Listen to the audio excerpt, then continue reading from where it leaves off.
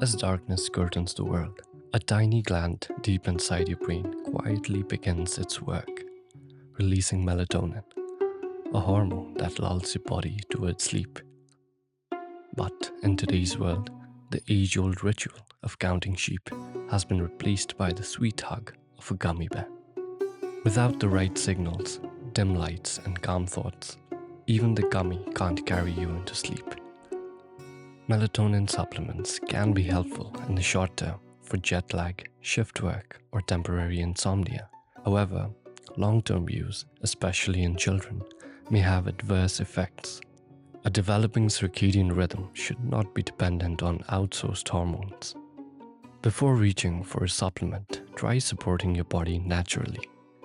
Reduce exposure to blue light after sunset, avoid caffeine late in the day, dim your surroundings, and most importantly, calm the mind. One reliable technique is mind dump. Before bed, grab a notebook, not your phone.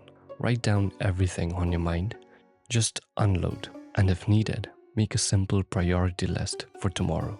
This calms your mind and reduces bedtime rumination.